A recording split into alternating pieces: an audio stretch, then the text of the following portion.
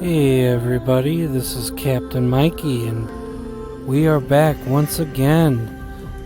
And we are going to be doing one of my more favorite games now, called Titanic VR. Now, this is going to be multiple episodes, and I will be using my HP Reverb G2. So what I'm going to probably do is I'm going to do the experience stuff first, then we'll play the full game, and then we'll do the full sandbox, both bow and stern. So without further ado, let's get started. First we'll do the wreck tours, and I'm going to try to stay quiet as long as possible. So here we go.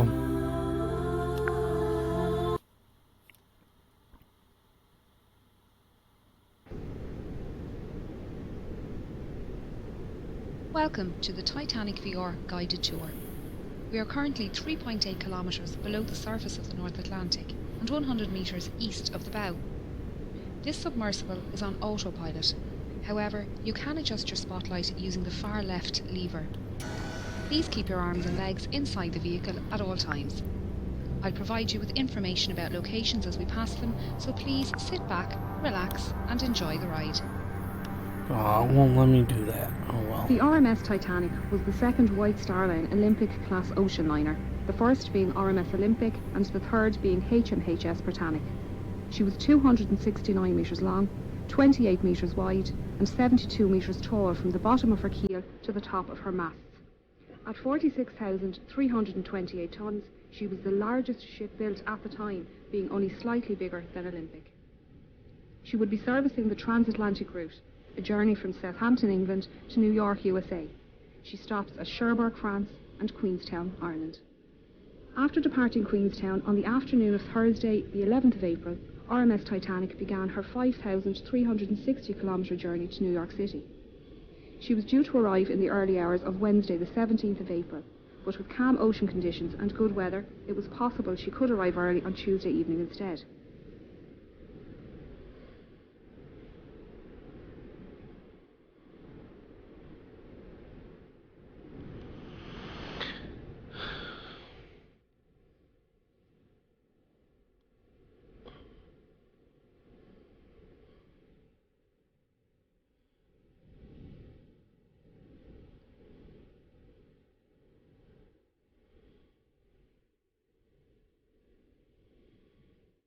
The night of the 14th of April was moonless, and a light fog was developing on the horizon.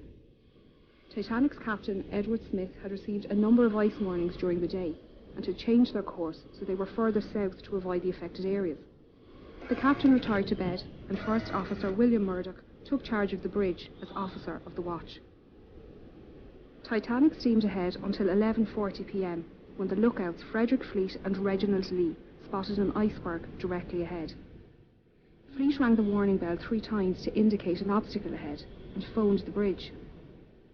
Murdoch gave the order, hard a starboard, and the ship turned to port, but it was too late. Titanic struck the iceberg on her starboard side. The impact buckled hull plates and sheared rivets, revealing her first 6 compartments to the ocean. As the iceberg slid down the side of the ship, Murdoch ordered a hard a port, swinging the Titanic's stern out of the path of the iceberg. He also closed the watertight doors, isolating the flooding to those damaged compartments. The forward 3 hatches, along with the peak tank and boiler rooms 5 and 6, were breached. After the collision, RMS Titanic stopped and almost immediately took a starboard list. The captain organised a group to inspect the damage and ordered the carpenter, John Maxwell, to sound the ship. Chief designer Thomas Andrews knew the volume of each breached compartment and calculated that the initial flooding rate was around 15,000 tonnes within the first 40 minutes. With this information, he estimated Titanic would sink within 90 minutes.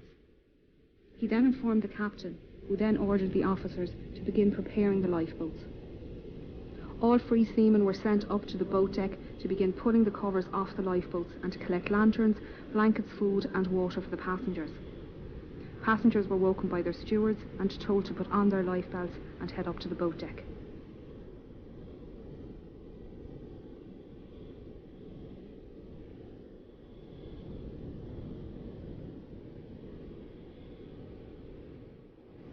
Titanic carried just 20 lifeboats, 4 more than required by the regulations outlined by the British Board of Trade. There were 14 regular wooden lifeboats, 2 smaller cutters and 4 Engelhart collapsible boats. The total capacity of these lifeboats was only 1,178 people, far less than the total on board. This fact must have weighed heavily on the captain's mind, as he specified the boats to be filled with women and children first. Just over an hour after the collision, the first lifeboat left the sinking ship. To convince women to leave, officers tried assuring them it was only a precaution, that they would be back on board by daylight. First Officer Murdoch filled the starboard side, while Second Officer Charles Lightoller filled port. The officers interpreted the captain's women and children first order differently, with Murdoch putting men into the boats after all the women and children near the boat had entered. Lightoller, on the other hand, only allowed women and children to enter the boats and refused all men and boys over 14 years old. By 1:45 a.m, Titanic was down by about 5 degrees to the head, with the forecastle almost underwater. Panic began to rise through the passengers still on deck as they watched boat after boat launch. A few male passengers were physically removed from stern portside lifeboats 14 and 16, and 5th Officer Harold Lowe warned other men not to approach by firing his pistol into the water below. The situation at the starboard bow was similar, with a group of men storming collapsible sea. Murdoch fired his pistol twice to warn them to move back from the lifeboat, and they were dragged out by other male passengers. A large group of third-class women and children took their place, along with a few seamen and the owner of White Star Line, Joseph Bruce Ismay. In the radio room, Titanic's Marconi operators were desperately communicating with nearby stations and ships. Throughout the night, senior operator Jack Phillips worked the 5-kilowatt Marconi wireless radio set to send out distress signals using both the old CQD and new SOS call codes. He alerted nearby ships to their position and status, and received updates of ship locations and estimated arrival times. Junior operator Harold Bride took these updates to Captain Smith and passed the captain's responses back to Phillips for transmission. RMS Carpathia radio operator Harold Cotton was off duty and about to go to bed when he decided to listen in to the nightly news from Cape Cod. Operators there mentioned they had ice warnings for Titanic, and Cotton decided to pass on the message. He was surprised when Phillips responded to his call with a CQD and gave Titanic's location. Cotton immediately took the message to Carpathia's captain, Arthur Rostron, who ordered all hands on deck and told Cotton to let Titanic know they were on their way.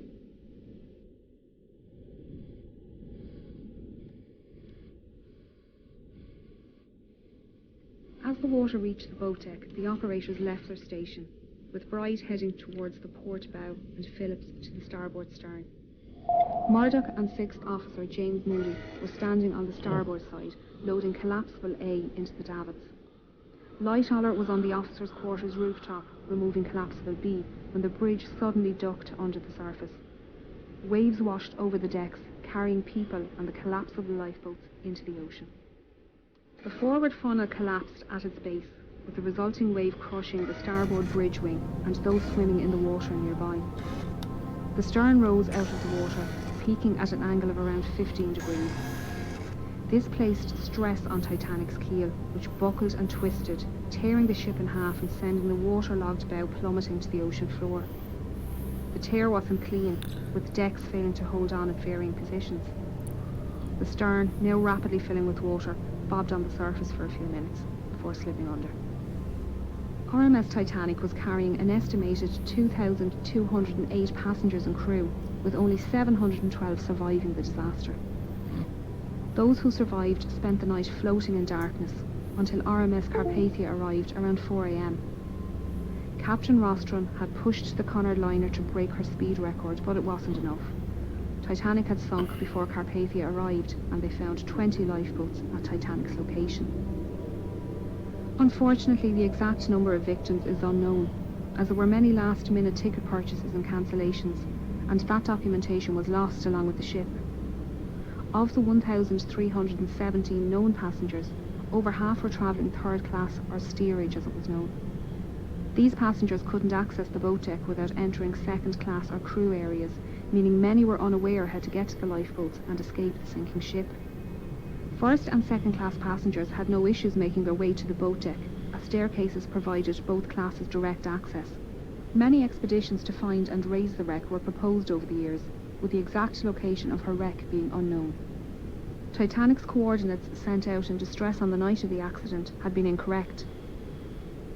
On the 1st of September 1985, a Canadian-French team were searching the area when Dr. Robert Ballard came across some small debris. He followed the trail which led him to a boiler and eventually the wreck. His discovery confirms suspicions that Titanic had in fact split and there was no hope of raising the wreck as a whole. Scientists and historians have long argued for and against the recovery of artefacts from the site, with many agreeing the site should be treated as a mass grave. Although it's predicted Titanic's wreck will disintegrate within the next 20 years, her story will intrigue generations to come.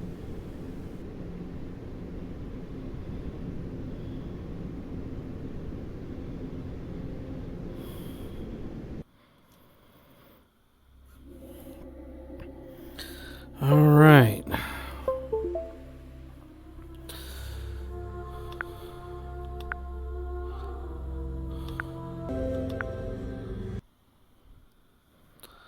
From time to time I have to turn my controllers off because that's the thing that sucks about the HP Reverb G2. The tracking sucks.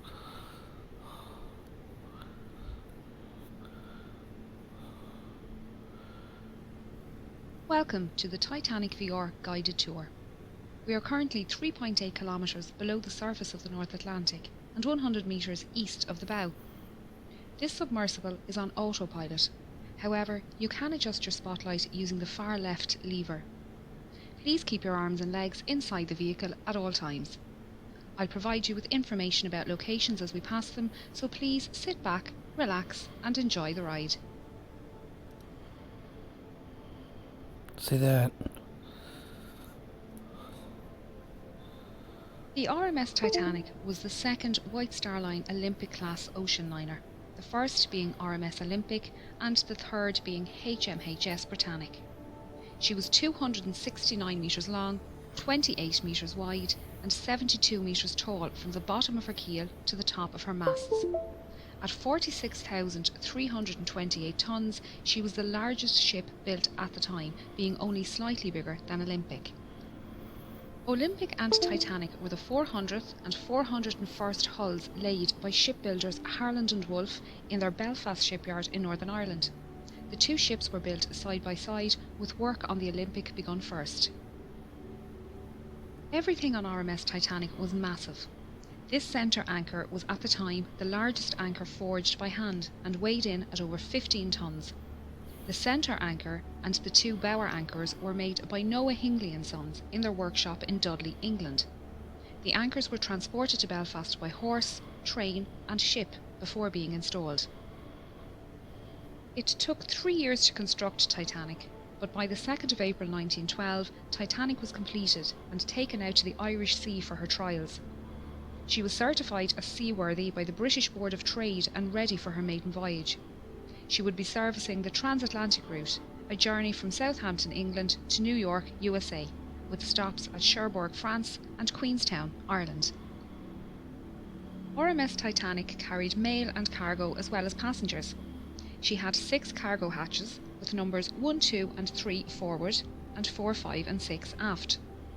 On our left is the number 1 hatch, the access point for the forwardmost cargo hold. The hatch cover can be found lying about 100 metres in front of the bow. It was blown off this hatch when the bow impacted the ocean floor and the water inside was forced up and out of the ship. After departing Southampton on the afternoon of Wednesday the 10th of April, RMS Titanic began her 5,360 kilometres journey to New York City. She was due to arrive in the early hours of Wednesday the 17th of April, but with calm ocean conditions and good weather, it was possible she could arrive early on Tuesday evening instead. The night of the 14th of April was moonless and a light fog was developing on the horizon. Titanic's captain Edward Smith had received a number of ice warnings during the day and had changed their course so they were further south to avoid the affected areas. The captain retired to bed, and First Officer William Murdoch took charge of the bridge as Officer of the Watch. Titanic steamed ahead through the night while lookouts Frederick Fleet and Reginald Lee searched the horizon for small ice. They were standing here, in the crow's nest, when at 11:40 p.m. Fleet spotted an iceberg directly ahead. He rang the warning bell 3 times to indicate an obstacle ahead and phoned the bridge. Murdoch gave the order, hard a starboard, and the ship turned to port, but it was too late. Titanic struck the iceberg on her starboard side. The impact buckled hull plates and sheared rivets, revealing her 6 compartments to the ocean. You can see here the remains of the crow's nest platform and the mounting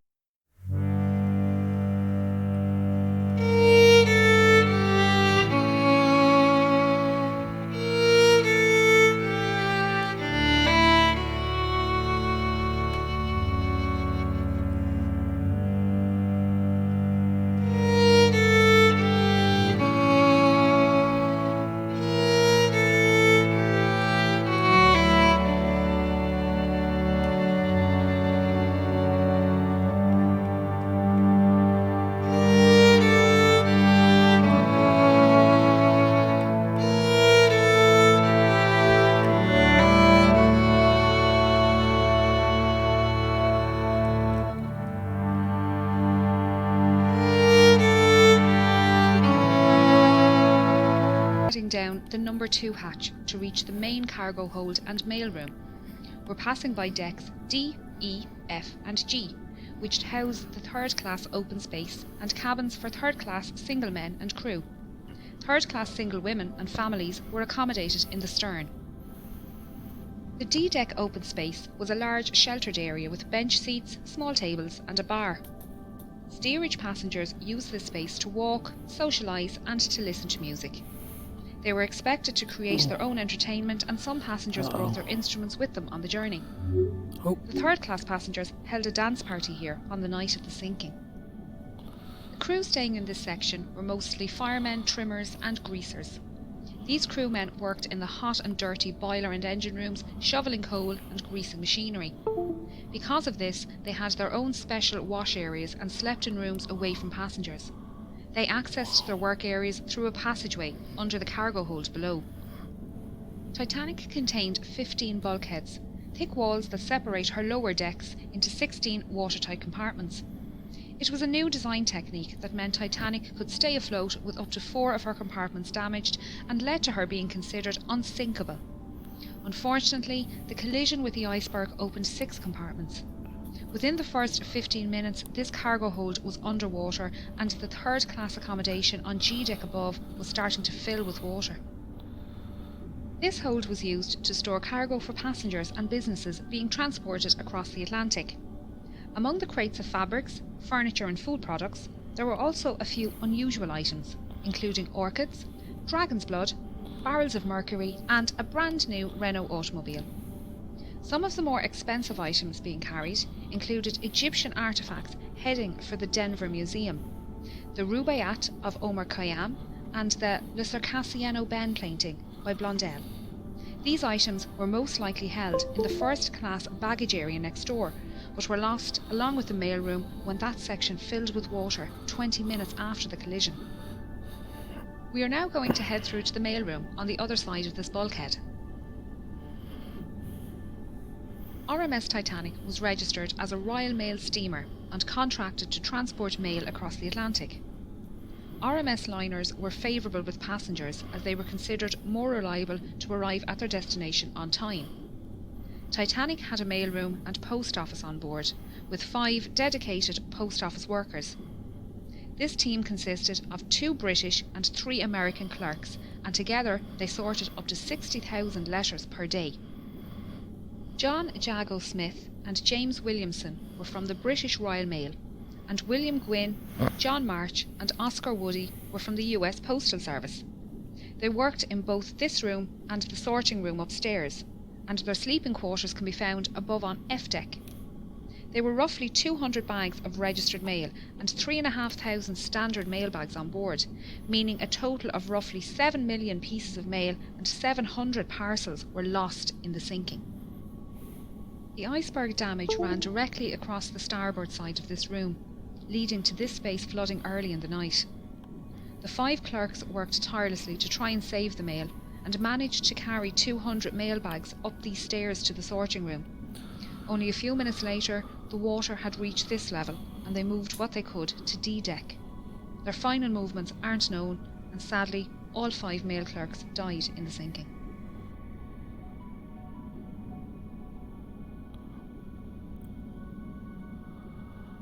Yep, the mail room of the Titanic.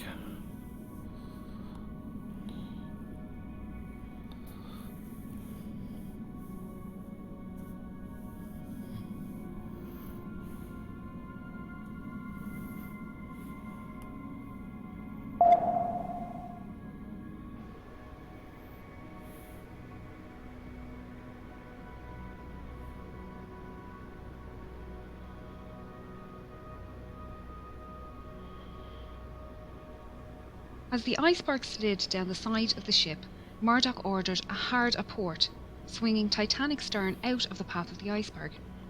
He also closed the watertight doors, isolating the flooding to those damaged compartments. The forward 3 hatches, along with the peak tank and boiler rooms 5 and 6, were breached. The openings were long and thin, where the iron plating had separated and exposed a total area of little over 1 metre squared. After the collision, RMS Titanic stopped and almost immediately took a starboard list. The captain organised a group to go below and inspect the ship for damage. Yeah, When it they wasn't returned, almost Chief Designer immediately. Thomas Andrews was summoned to the bridge and given the damage report. Knowing the volume of each breached compartment and the initial rate of flooding, he calculated Titanic would sink within 60 to 90 minutes. The captain gave the order for the lifeboats to be prepared. Passengers who were woken by the impact were starting to make their way onto the decks. Many found large chunks of ice here on the forward well deck, and shaved ice falling through open portholes on sea deck. Third-class men had an impromptu football match, and first-class passengers joked about keeping pieces of ice as souvenirs for the journey. While exciting, passengers didn't believe they were in any danger, and most returned to their cabins soon after. We're now moving up to the bridge, and then over to the Marconi radio room. RMS Titanic was not only luxurious, but also the height of technology at the time. She had a Marconi radio set on board, and could send messages to other ships and stations up to 3,200 kilometres away. The fore and aft masts suspended the Marconi twin T-type aerials, 4 cables that transmitted the radio signals across the ocean. The top of this mast rests on the collapsed navigation bridge, where the officer of the watch would stand and direct the ship. The smaller, sheltered room at the back was called the wheelhouse, and it was here the quartermaster stood at the helm and piloted the ship. You can see the outline of the wheelhouse walls on the floor. This telemotor is all that is left of the wheel, and along with the commemorative plaques, serves as a stark reminder of the events of that night. Titanic carried just 20 lifeboats, 4 more than required by the regulations outlined by the British Board of Trade. There were 14 regular wooden lifeboats, 2 smaller cutters and 4 Engelhart collapsible boats. The total capacity of these lifeboats was only 1,178 people, far less than the total on board. This fact must have weighed heavily on the captain's mind, as he specified the boats to be filled with women and children first. Many passengers refused to board lifeboats, believing they would be safer on board Titanic. Just over an hour after the collision, the first lifeboat left the sinking ship. By 2 a.m, only her 4 collapsible lifeboats remained unlaunched. This is davit number 1, the only davit remaining in a standing position on the wreck. It was used by First Officer Murdoch to lower lifeboat 1 and collapsible C, and was in the process of lowering collapsible A when the bridge suddenly ducked under the water at 2:15 a.m. The officers, crew and passengers alike were washed from the decks by the resulting wave, and the lifeboat floated away upright and empty.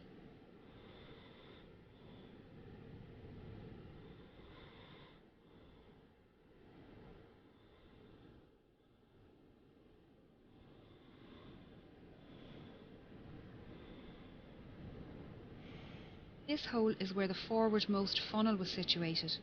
As the bow dipped under the surface, the funnel fell forward and crushed the starboard bridge wing and the people swimming in the water nearby.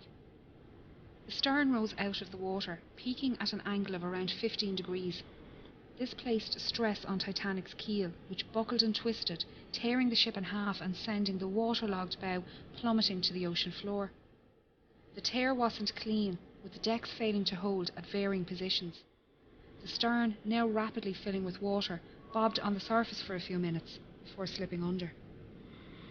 Those in lifeboats had rowed far away from the ship for fear of being pulled under by the suction as Titanic sank.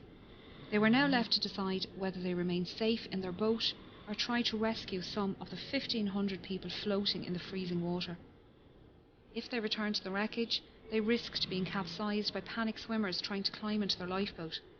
It was a hard decision, and many decided the risk was too great. Only 3 boats pulled people from the ocean that night.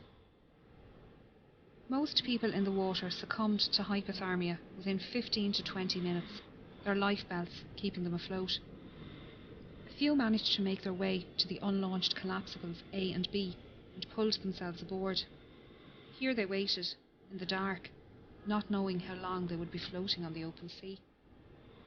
The opening ahead of us is the Marconi room skylight. We're now going to descend into the room to learn about the rescue.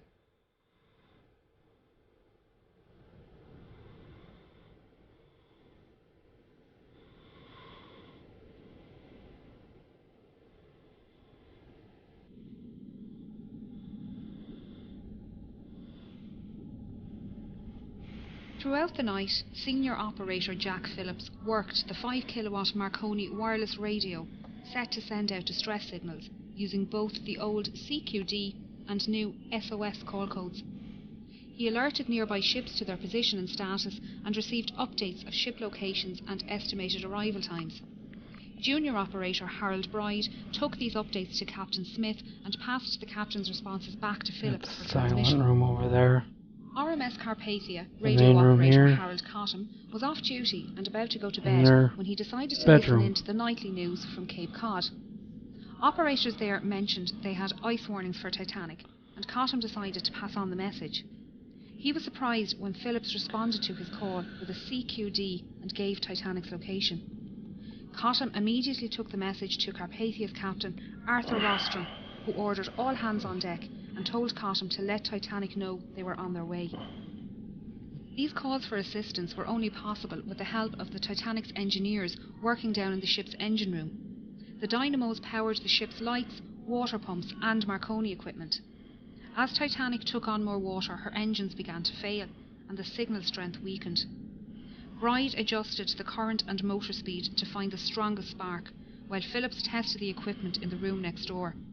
Bride's final settings can be seen on the wall here.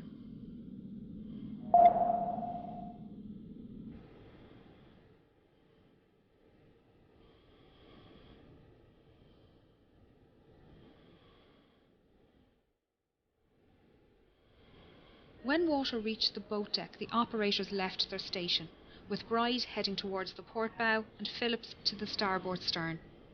After the wave washed over the decks, Bride found himself in the water underneath collapsible B and managed to climb aboard.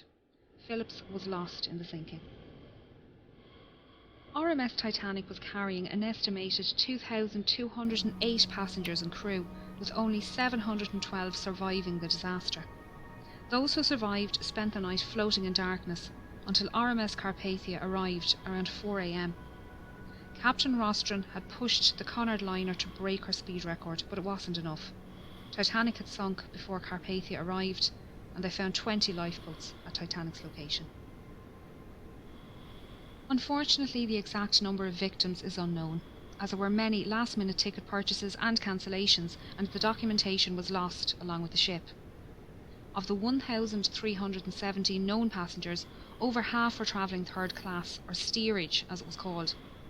These passengers couldn't access the boat deck without entering second class or crew areas, meaning many were unaware how to get to the lifeboats and escape the sinking. Passengers from different classes were strictly separated and not allowed to visit each other's areas. This was mainly for health and immigration reasons, as all third-class passengers emigrating to the United States were taken to Ellis Island for a health check and processing before being allowed to enter the mainland. The US government was concerned about diseases entering the country, and all ships transporting people to the United States had to adhere to the segregation laws. First and second class passengers had no issues making their way to the boat deck, as staircases provided both classes direct access. This forward grand staircase is one of the most iconic spaces within the ship, and linked the floors accessible to first class from the boat deck through to F deck. Each deck contained stylised cabins, common spaces and state-of-the-art facilities.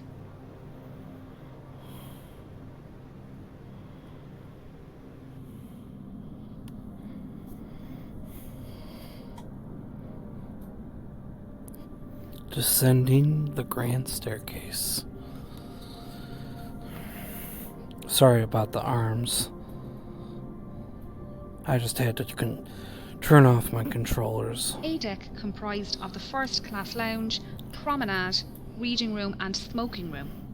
The first class smoking room contained the only functional fireplace on the ship.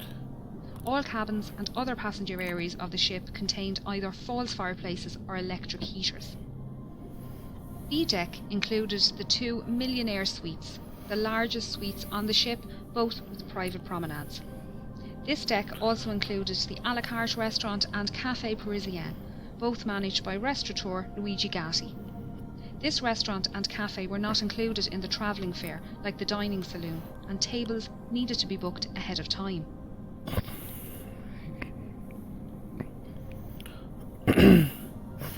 Oh, we're on C deck.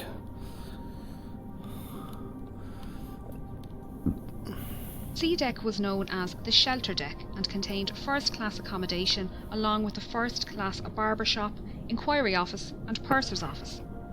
It was the highest deck to run the length of the ship uninterrupted. There were 135 first-class cabins and 2 sitting rooms on this deck, able to accommodate up to 315 passengers. Like all other decks on Titanic, there were no room number 13. B deck also contained the second-class library and third-class general and smoking rooms. These were situated in the stern section, currently located 600 metres south of the bow. Oh, there's the Strauss There were suite. 2 purser's offices on board, one for first class and one for second class. The offices were run by 6 pursers who handled passenger inquiries, cash and valuables in the safe, and issued tickets to the Turkish baths and swimming pool on F deck. First and second class passengers needed to register their arrival at their respective purser's office, and they were given maps of the ship. This office was also the first point of call if first class passengers wished to send telegraph messages using the new wireless technology on board. Chief Purser Hugh McElroy was well known among the first class passengers and crew, having served on White Star liners for 13 years. He often dined alongside passengers in the restaurant. During the cross-channel journey, McElroy kept a canary in his cabin, minding it during its delivery to a friend in Cherbourg. On the night of the accident, he was seen assisting with loading and lowering Lifeboat 9. He helped women enter the boat and spoke with owner Bruce Ismay. He was also seen on deck speaking with Assistant Purser Reginald Barker and surgeons William O'Loughlin and John Simpson. The friends were standing silently watching the last boats being lowered and spoke briefly with Officer Lightoller before shaking hands and saying their goodbyes.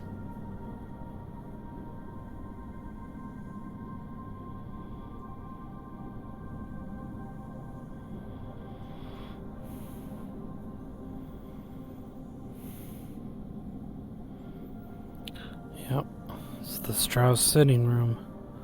The sitting room, one of the most recognisable on board Titanic, was part of a parlour suite occupied by the Strausses. It was decorated in the Regency style with mahogany furniture and gilt panels. It was the only room on board in this style, and you can still see the golden clock sitting on the mantelpiece, surrounded by debris. The bedroom next door also contained mahogany furniture, this time contrasting with the white gilt panelling and decorated in the Empire style. Isidore Strauss was one of the owners of Macy's department store, and he and his wife Ida were returning home to the United States after visiting Europe for the winter. Their adult son Jesse was travelling with his young family from New York towards Europe on board the liner SS America, and their ships crossed paths in the afternoon of the 14th of April. Isidore sent a short message to Jessie that afternoon, noting the fine weather they had experienced. Unfortunately, Jessie wouldn't learn of his parents' fate until some 4 days later.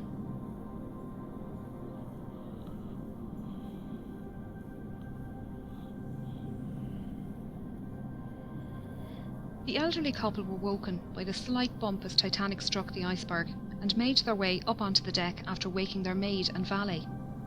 When the time came for Ida to board Lifeboat 8, she entered the lifeboat but then realised her husband would have to stay on board.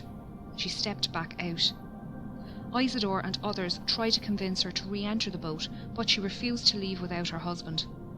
Ida helped their maid Ellen Bird into the boat and wrapped her fur coat around Ellen, saying she wouldn't be needing it anymore. Isidore and Ida were last seen sitting in deck chairs on the A-deck promenade holding hands. Isidore's body was recovered from the ocean, but Ida's was never found. The Strauss's parlour suite was just one of many specially designed first-class rooms. The 77 large staterooms were decorated in a range of different period styles. Titanic was designed to be the height of opulence, and the first-class common areas were the most luxurious. She mostly followed Olympic's design, but White Star Line made many changes to Titanic's layout and fixtures due to feedback from Olympic's maiden voyage. Some design changes can be seen on D-Deck.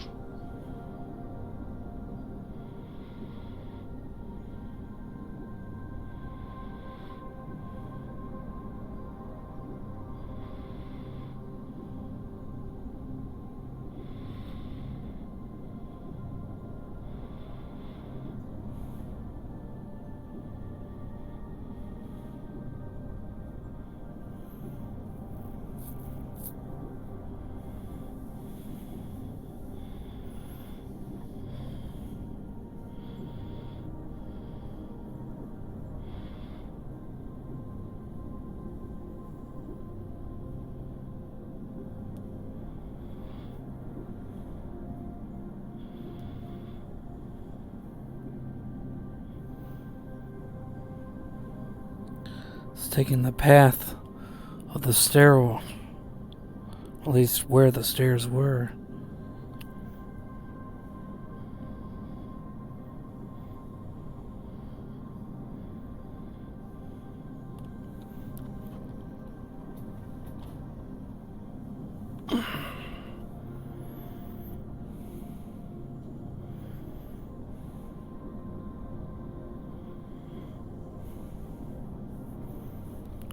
We'll be exploring D-Deck was the this saloon deck later. and contained the first-class reception and both the first and second-class saloons.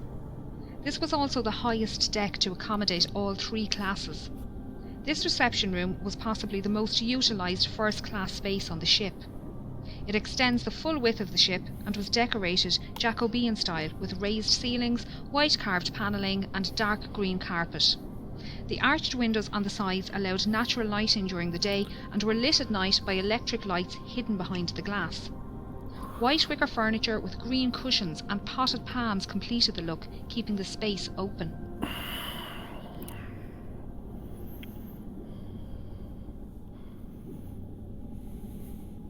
A Steinway grand piano sat in the corner and was played as part of a quintet during afternoon tea and in the evenings. Passengers would sit and listen to the band before heading to dinner in either the B-Deck restaurant or through the double doors to the first-class saloon. Percy Fletcher, the ship's bugler, called passengers to their evening meals by playing the Old Roast Beef of England at various locations around the ship.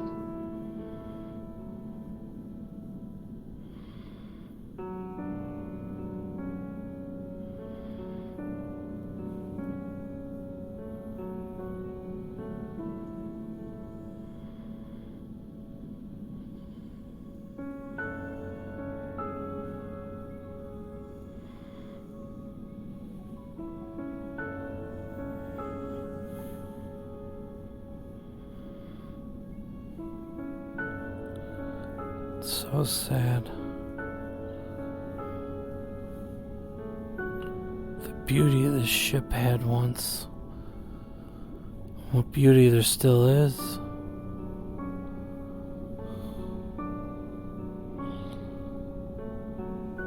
first-class passengers boarded and departed the ship via the gangway doors on either side of this room, or by the gangway doors directly above on B deck. These lobbies were larger on Olympic and extended out into the reception area. During Olympic's maiden voyage, White Star officials noticed crowding in the reception area each night after dinner and decided to extend the reception area on Titanic. They also redesigned the small reception area near the B-deck restaurant to split the crowd and added additional seating in both areas. These 3 elevators serviced only the first-class passengers and ran from A-deck to E-deck.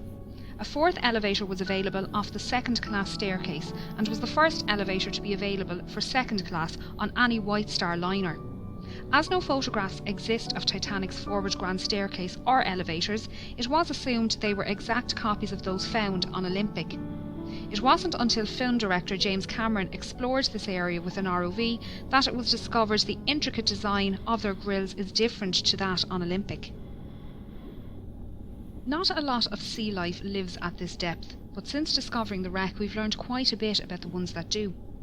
So far, 24 species of invertebrates have been discovered around the wreck, including crabs, coral and sea stars. There have also been 4 species of fish found, with the rat-tail or grenadier fish being one of the more common species. They can grow up to 1 metre long and can be found both inside and outside the wreck.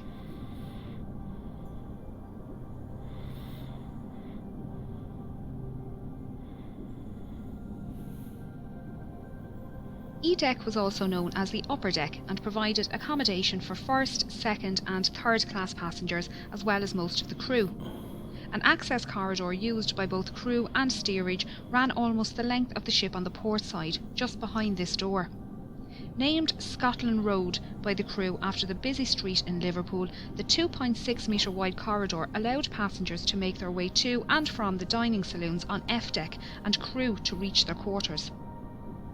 This side of the door was strictly first class only, and running down the starboard side were 45 staterooms. These rooms were alternative first or second class and were therefore not as luxurious as those on the decks above, but still comfortable. Many contained mahogany furniture with white enamelled brass beds.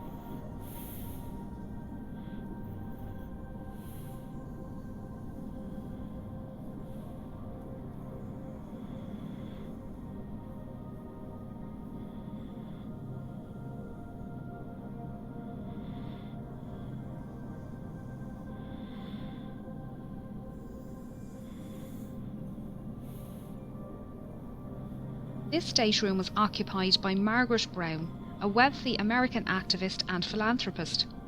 She was heavily involved in workers' and women's rights and campaigned to support those less fortunate both before and after the accident. Margaret was holidaying in Egypt with friends when she received a message that her eldest grandson was seriously sick at home in the United States. She booked the earliest ship from Cherbourg back to New York, the RMS Titanic. In her interview with Colonel Archibald Gracie, she stated she was lying on her brass bed reading at the time of the accident. She felt the bump, but didn't think much of it and kept reading. It wasn't until she heard men talking about heading up on deck that she decided to find out what happened. One of the men told her to grab her lifebelt and head up onto the boat deck with them.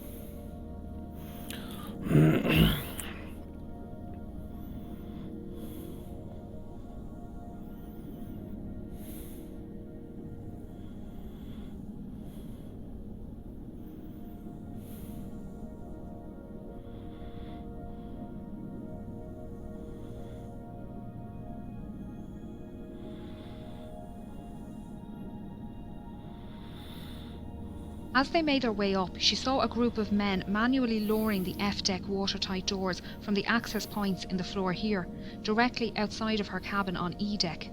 The men were joking around as they worked, so she thought it must only be precautionary. Margaret helped women board lifeboats on the port side of the ship before being persuaded to join Lifeboat 6. She noticed her lifeboat was lacking rowers and organised people to take an oar.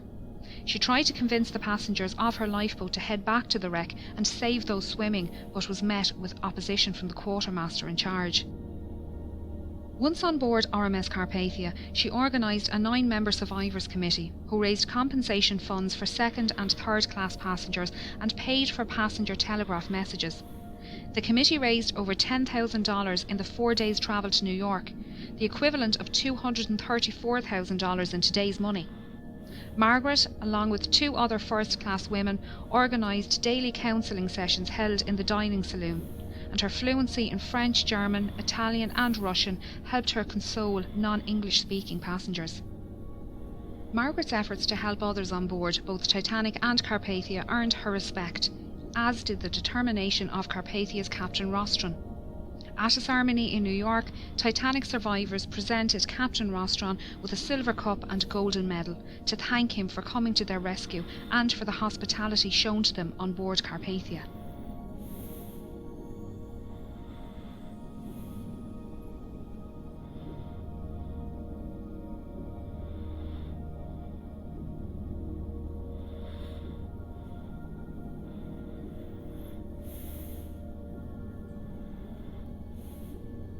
This watertight door is the one Margaret Brown watched being lowered from the floor above.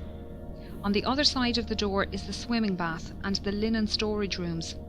Their state is unknown, although this area flooded around an hour after the accident and is expected to be in good condition due to the lack of water movement here.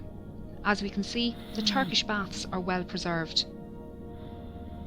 This was the cooling room, and first-class passengers would relax here after using the temperate, hot and steam rooms just off the side door. Passengers would change into towels using the change rooms in the starboard corner and store any valuables in the cabinet next to the vestibule. The passenger would then make their way down to the temperate room, where they would sit or lay in the heat for 10 to 15 minutes. Here they would start to sweat before moving into the adjoining hot room. After spending another 5 to 10 minutes in the hot room, the passenger would either take a cold shower or a dip in the swimming bath next door, before making their way into the shampooing room. Here the passenger would lay on a marble table while an attendant gave them a full body wash and massage. Once dry and wrapped in clean towels, the passenger would make their way back to the cooling room, where they would relax until their body returned to the normal temperature. The Turkish baths is one of the best preserved areas on the ship, with most of the tiles, ceiling lanterns and wooden panelling still in place. The deep location within the wreck leaves it protected from destructive currents, although there is still sea life down here. The rust icicles, or rusticles, hanging from the ceiling are created by iron-eating bacteria. They come in different shapes and are incredibly fragile, disintegrating when touched. Along with the bacteria, fungi, shells, sand, clay and coal can be found within the rusticles. Scientists have been collecting samples to determine the different strains of bacteria living on the ship, and their research has been used to preserve oil and gas pipelines and safely dispose of old ships and oil rigs.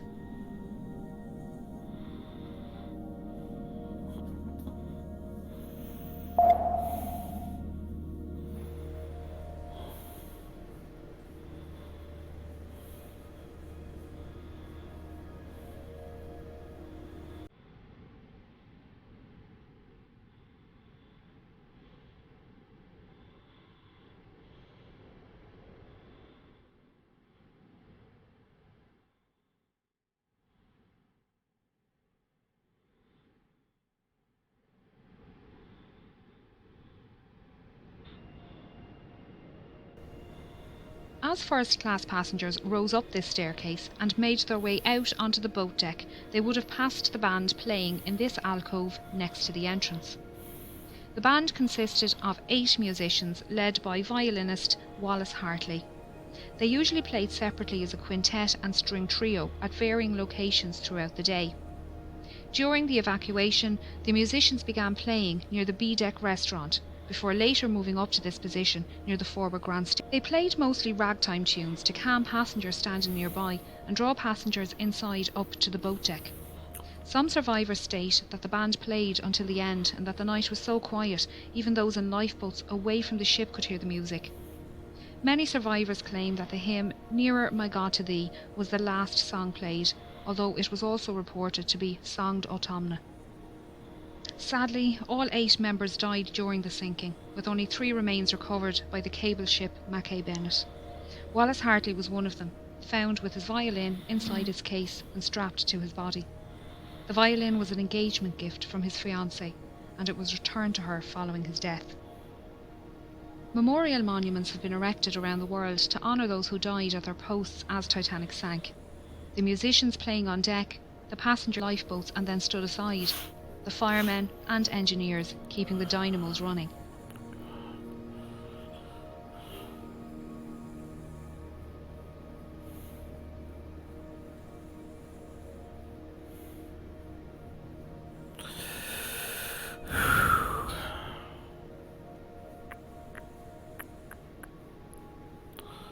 Breakup of the ship.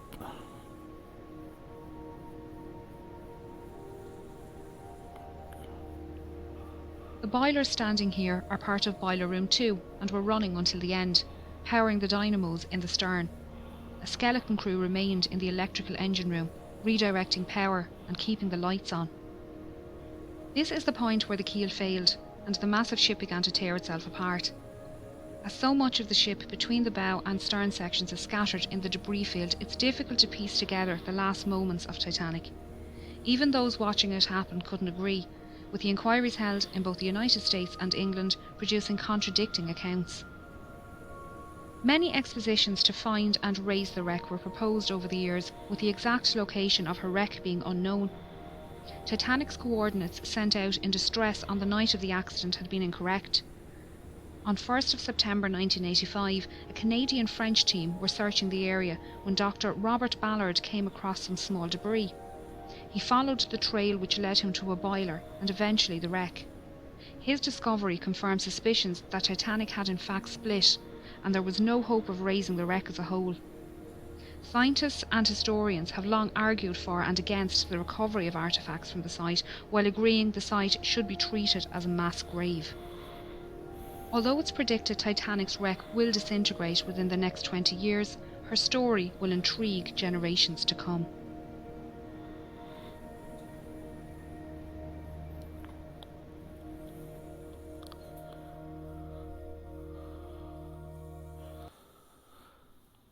Alright, and that was the long tour.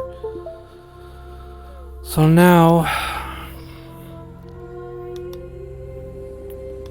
what we're going to experience is the April 15th, 1912 sinking experience. And then after that, I'm going to call this an episode.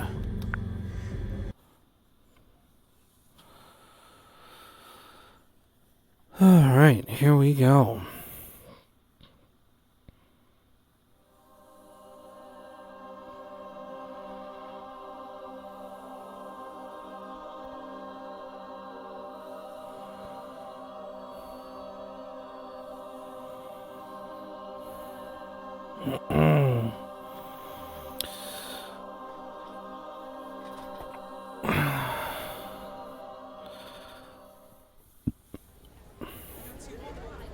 Women and children!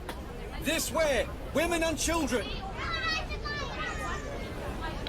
Head for that ship on the horizon. Transfer your passengers and tell their captain to come at once. Require urgent. Surely they can see our rockets, sir. If they can, they are not responding. As quickly as you can. Aye, aye, sir. Quickly now! Women and children!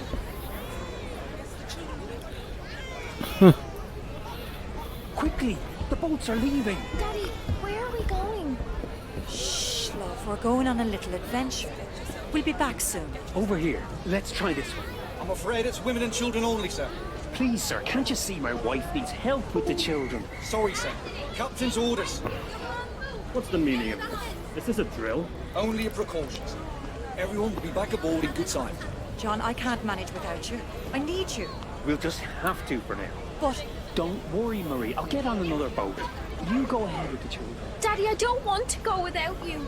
John, I don't see any men boarding lifeboats. I'm sure there's other boats further down letting men board. Right, David, help your mother and sister board. Yes, Dad. I'm sorry, sir. Women and children only. For God's just sake, a he's boy. just a boy. What age is he? He's only 16. He'll have to stay on board with the other men. God's sake. Do something, John. Is there nothing you can do? My wife can't manage alone. I'm afraid not, sir. Captain's orders. Hey, the officers are letting the boys leave on the other side. You must hurry. Thanks, friend. Marie, take the baby. Look after Emily. We'll get on another boat. Emily, Daddy loves you very much. Be good for your mother and sister. We'll see you again soon. Daddy, don't go. You have to come with us. We won't be able to find you. Shush now, love. You're going on the boat with your mum and your sister. We'll be along shortly, I promise. Daddy, I don't want to go. Women and children. Go This straight is to the next boat. heartbreaking. Do what you must to get aboard. Do you understand? I will, Mum, I will. Don't worry. This is just truly Find him, heartbreaking. John. Right, Emily. Time to go. Be brave. No. Here, No, Daddy, Emily, please. go. You have to I go want with to your go mother. With you. Go. Please let me go with No. you. Dad. You'll be all right. Please. Be good, child. We'll see you soon. We'll head straight for another boat. Women and children. Final call. Right, it's time to go. No. No. I miss my daddy. No.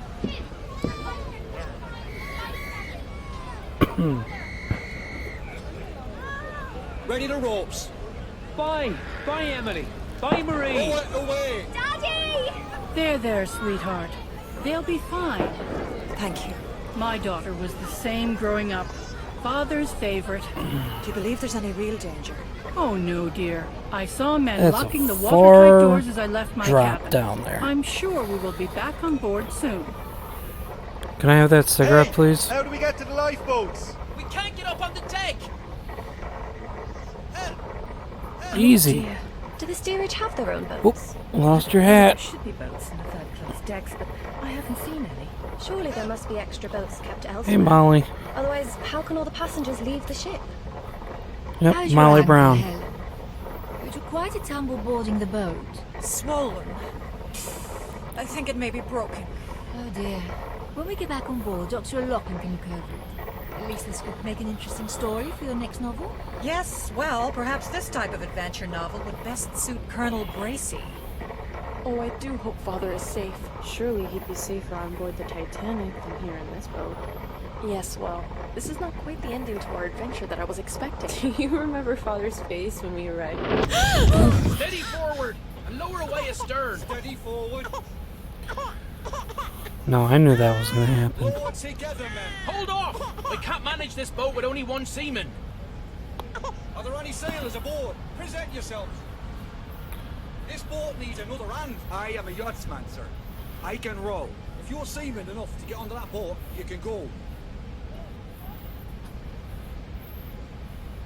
Swing over that loose rope. Ready? Oh my goodness.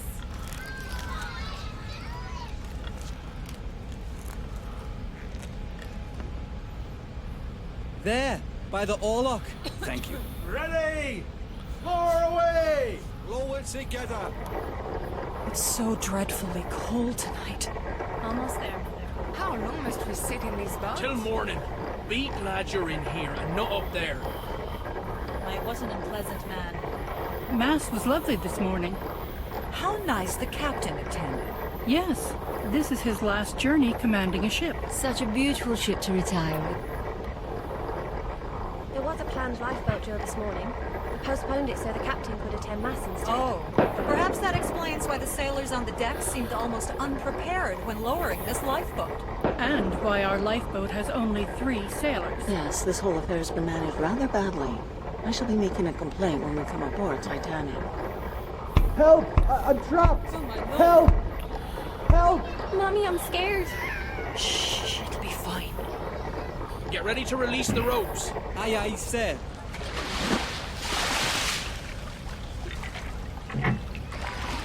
There's water coming in. Get that plug in. The boat will founder. I have it. You there. Stand on that plug. Make sure it doesn't come out. Well, I never. Man the oars. We need to leave this ship. Her suction will pull us under.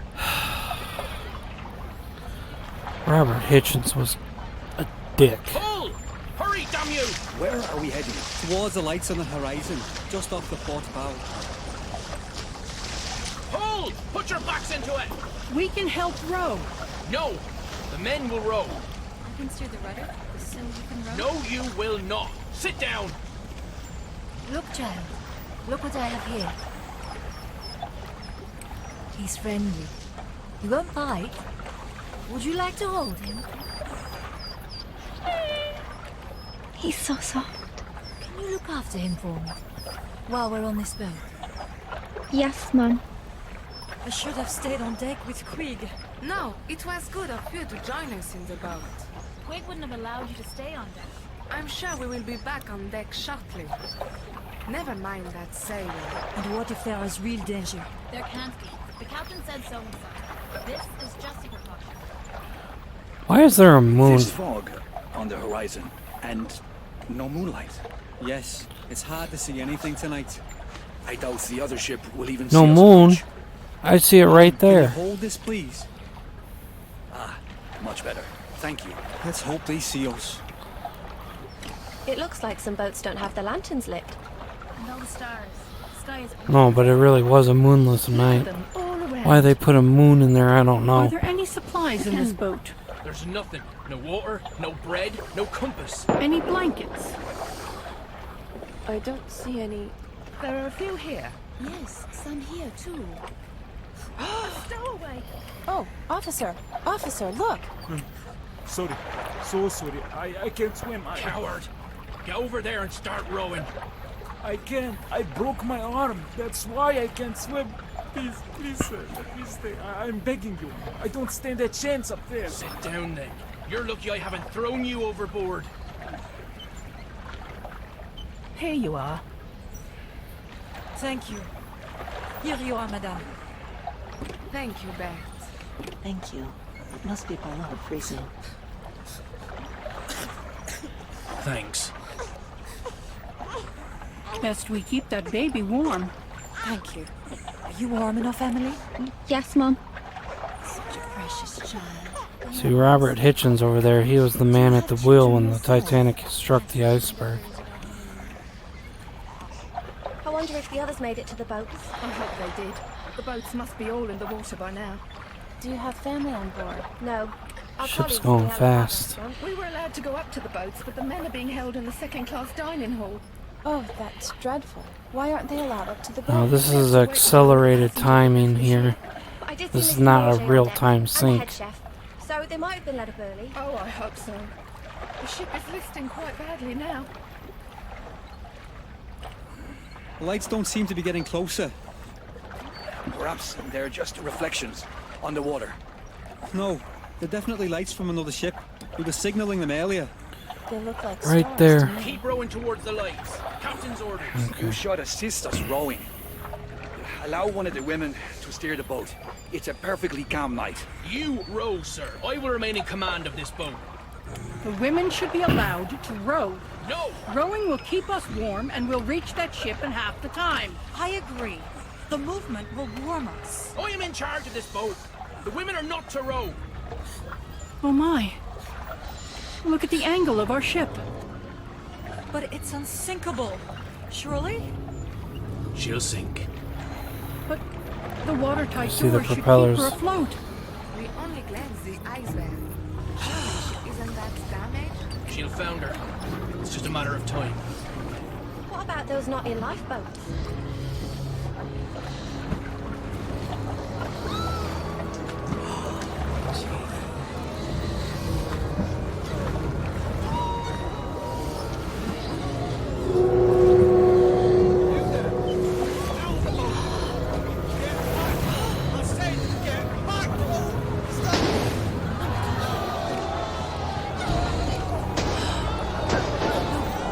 Shots fired, shots fired.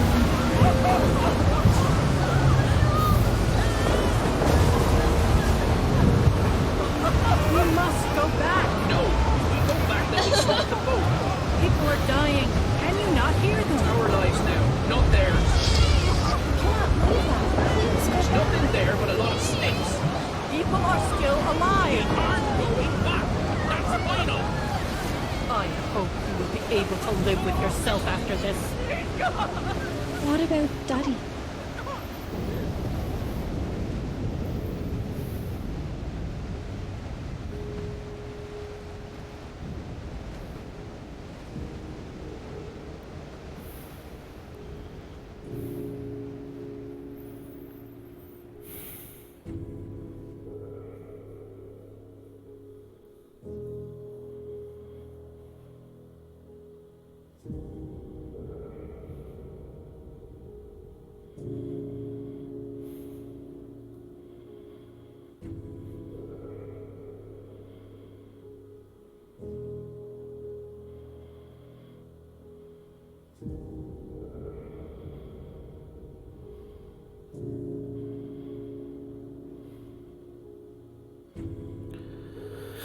Every time I go through this, it just gives me goosebumps every single time.